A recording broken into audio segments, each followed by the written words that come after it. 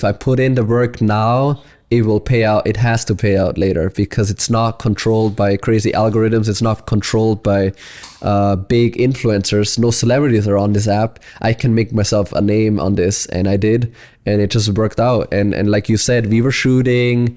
That was also before we had a baby. We were shooting 20 to 30 TikToks like in an hour.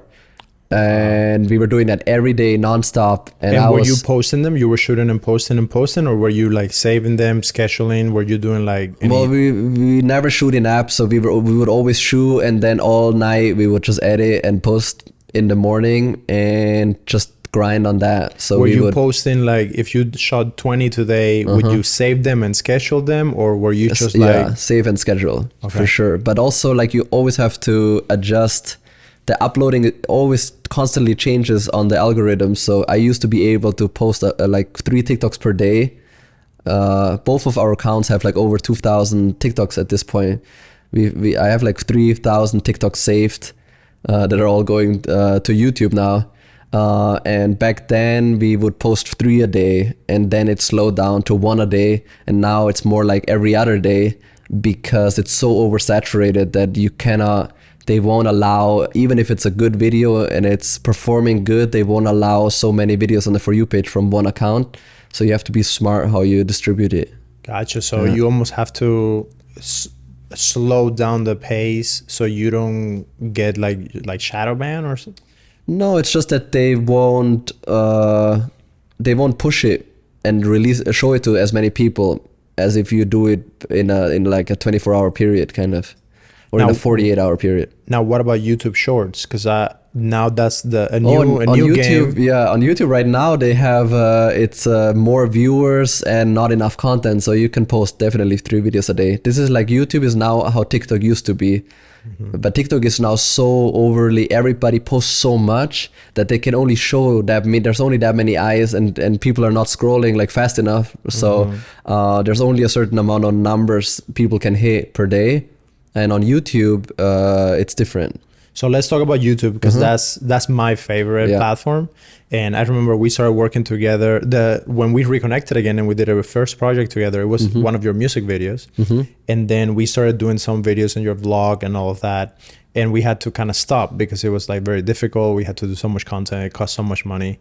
And then one day out of the blue, you text me, "Yo, Axel, I finally figured it out." Boom. And you had gotten like 1 million subs in like in crazy time. Tell me about how did that feel?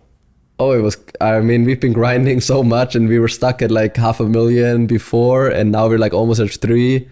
It was crazy. It's just with the shorts, with YouTube Shorts, we finally could reach a bigger audience and really grow in a shorter time, which was really, it was crazy. It's still crazy. So what was your strategy there, if any?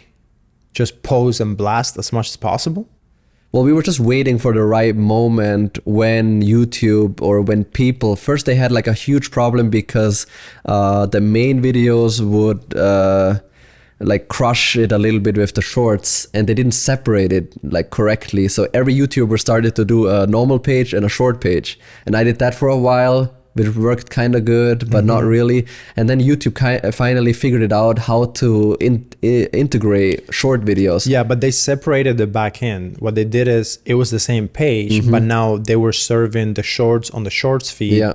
And then the regular videos on the regular browse feed. Exactly. And once they did that, I could finally blast and just like release. Without hurting your main videos. Yeah.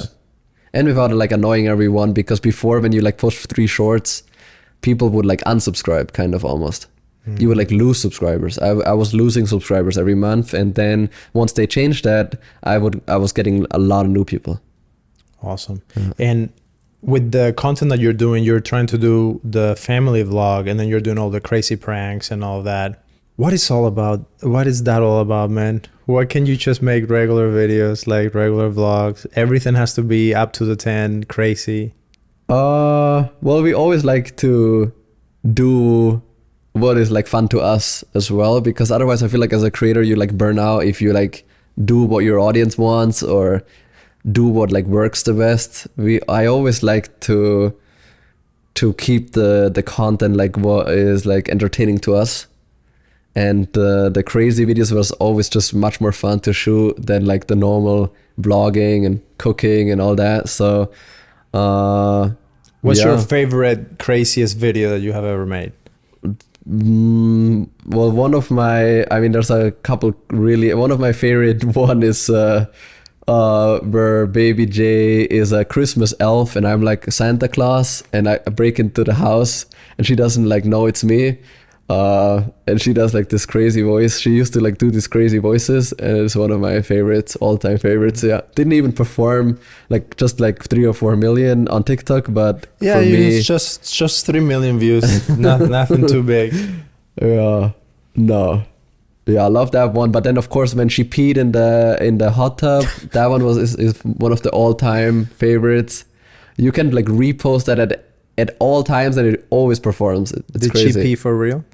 No, I just colored the water yellow. Yeah. So now that you have the baby, how much has your life changed completely, and how was like that process? Because I remember you did a lot of videos, and some of your best performing videos on the vlog was when you were like going to the hospital with baby J and you were doing the whole like labor thing. Tell me about that experience. How it changed it, or the experience of the experience of having the pregnancy and the baby, and now you're becoming a dad. Yeah. But then you're putting on a pink cowboy hat. Like, how do you as a person manage those two things like on your day to day? I feel like for my son, it's so cool. Like I always imagine like how it would be to have like a baby J as your mom and Kandy Ken as your dad. I mean, I feel like it's crazy. It's so cool for him because we're just so colorful and everything is so like loud and crazy. And I would say in the beginning it was definitely very difficult because you feel like now you're getting like forced into this like parent role, and you have to act a certain way and be very different. And you have to like, you go through a whole personality change if you want it or not. And then you kind of have to like re-evaluate and like re-find yourself kind of like again, which is a beautiful thing. I always like tell people, you gotta like kind of like let go from the person that you think you are and like give yourself a chance to be who you are, because like I actually have like no idea who I am. I always tell people I have no idea. I try to be aware and very open-minded and like try different things out and like really see like if I dress this way, how do I feel? If I do this, how do I feel? And as a dad, I had to kind of like really find myself again, which is a really cool thing. Awesome. I love it. That's awesome. So tell me about the marriage side of things, because you guys were super young, you're in LA, you're trying to become superstars, and then you get married, like, which is, to many people, that's the opposite of what you should do if you're out here in Hollywood trying to make it as a big star.